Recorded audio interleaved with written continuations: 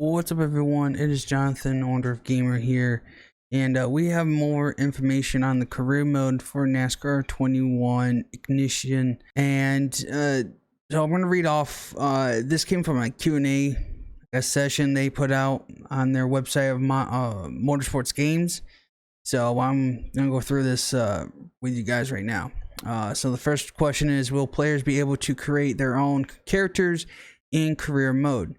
Yes, in NASCAR 21, players can create their own characters and begin their NASCAR career by selecting a contract from one of the teams competing in the 2021 NASCAR Cup Series season. Customizing a driver's appearance is not allowed in NASCAR 21. That right there kind of almost makes no sense. So you can create your own character, but you can't create your own character. Makes no sense. But basically, you can have your own driver, but they're not going to be. There's no ability to customize your driver, basically. So, I guess that's all I can think of, which is kind of dumb if you think about it. If you can, here's the thing: they're going to be able to do this fully intense paint booth. You're telling me you couldn't fit in to customize your own driver? Whatever. That seems a little bit odd. Here's the next question. Can players create their own team to race in career mode, whatever it's supposed to mean? No, players are not able to select No, players are only able to select contracts from existing teams that are competing in the 2021 season. Now, this kind of reminds me real quick. This reminds me of NASCAR. Oh, I'm trying to remember. It was 05? Was it 05, 06? I think it was 05. I think it's 05. Where basically you had like Ace Moneymaker or whatever his name was. And you were your own driver. And you would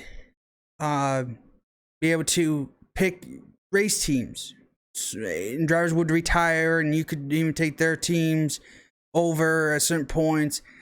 This kind of sounds like to me. The only difference is that we don't have the Mile 5s, we don't have the trucks and Xfinity in here. We just have Cup. So how this really is going to play out and how this is really going to make any sense right now, I don't know, but we'll see. Are each of the team's cars available to choose from when selected a new contract? No. The contracts offered by each team are for a specific car number already chosen.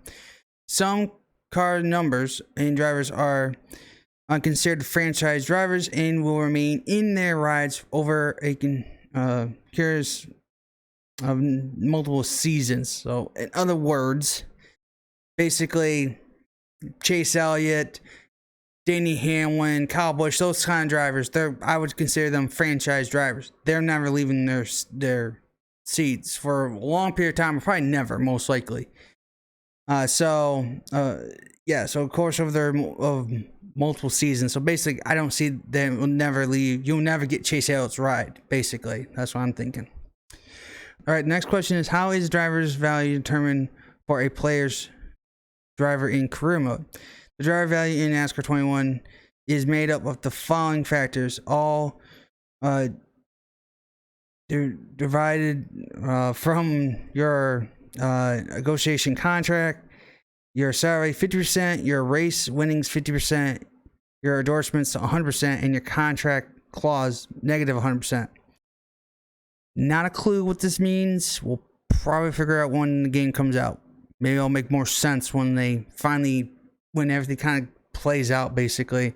Really makes no sense. How will a player know when it's time for a contract negotiation or when they receive a new contract offer? In the game, the in-game agent will notify player of a contract, kind of like Ace Moneymaker, or contract negotiations or contract offer through notifications on a calendar-featured career mode. A pop-up message will indicate you will have a new contract offer. This sounds exactly like NASCAR Heat or NASCAR Heat. NASCAR, NASCAR 05. Was it God dang it, I wish I knew the name of NASCAR 05. I know 06 is Total T Control, but 05 was something NASCAR 2005. I think it was Race to the Top or something like that. I don't remember. I think that was the name of the career mode part, but yeah, exactly that's what it sounds like they're trying to pull. So, okay. All right, the last bit of the questions here. Actually, last one right here. How does the player negotiate a new contract? Once the player receives a new contract offer, the agent will present the offer and the details of the offer. Players can accept the contract offer or edit the contract terms by adjusting the salary, length, percentages of winnings, finish positions, average finish, final ranks, wins, top fives, top tens, poles, and laps led. Not all contracts offers will allow the players to adjust each of these areas. However, the agent will offer feedback on the changes before the player submits the contract offer. Once submitted, the player will have to wait the team's response to the contract offer. The player will receive a notification of the team's response to the contract offer, which the player can view right away or view later. The player can then accept the team's final offer, continue negotiations with other teams. So basically, you can decide how you want your contract, but your agent's going to go, well, maybe you don't want to go this route, or they're not going to accept this. Maybe you need to down this a little bit, and basically, I hate to say it, but I think this is going to be a controlled contract. I mean, regardless of how much money you think you're going to make, the game's going to force you to take low percentages, at least on something. So basically, if you're going to ask for more money, but keep everything else the same, they're going to say no.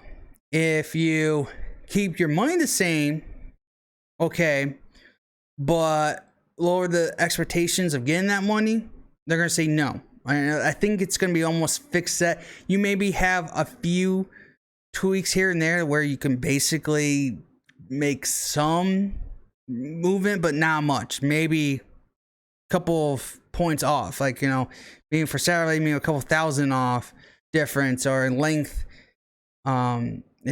of percentage of winnings and stuff like that. That's all going to be off by a few. You can't really make that much editing to it, but I'm going to say this, guys. A lot of this, some of it doesn't make sense, but others do, and I understand what they're trying to get at. I believe, again, it's trying to be based off that 2005 EA Sports game. And though I didn't mind that one, because I think you had you also had like a meter, like you were a hero or a villain kind of thing. I don't see that happening in this either, but I feel like that's what they're trying to get at, something in that range. Now, here's the thing: without having been an owner or anything like that, you're just the driver. There is money, obviously. There's winning percentages, contracts, and stuff. What is that money for? Is it just there for the sake of being there? Right now, maybe down the road, they're going to add things so where you can use it? Or really, is it worthless? Is it really just going to be worthless? So in this case, I could care less on maybe how much money I'm making.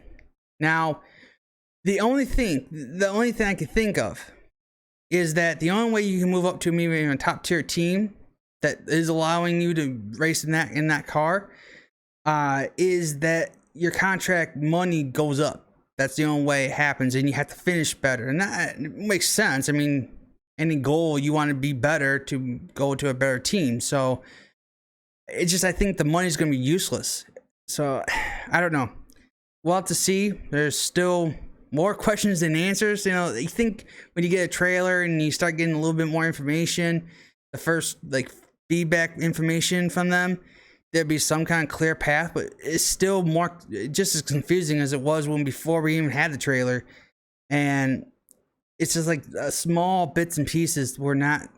It really is confusing. Really, it is. And I don't know why they're playing this strategy. It's 21st century. You can't hide things from us anymore.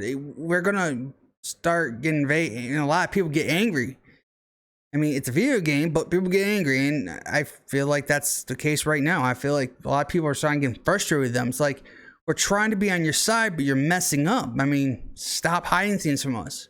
And if this is all that you have, and really this is all that you have in this game, then boy, you got a lot of work to do in the next few years.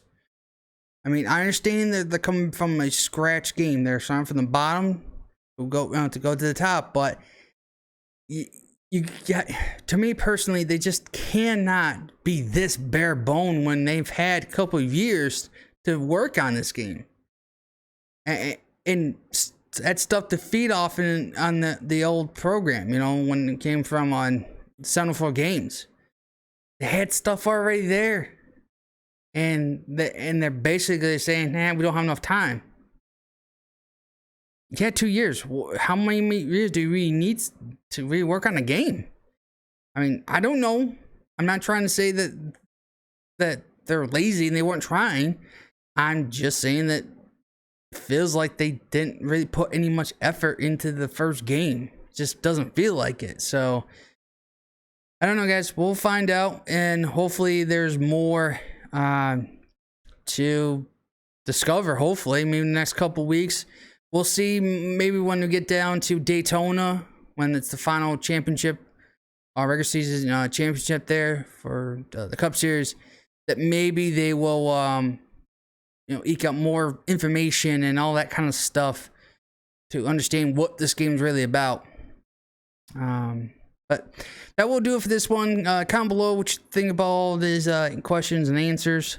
And that'll do it for this one. If you did like this video, make sure to hit that like button. And if you're new to this channel and you'd like to see more NASCAR 21 content, and let me know also in the comments below, would you like me, once this game comes out, I'll get it, I pre-order it, so I'll get it October 26th. If you'd like me to record my career mode or let me live stream on Twitch, let me know in the comments below as well. So thanks for watching, and I'll see you in the next one.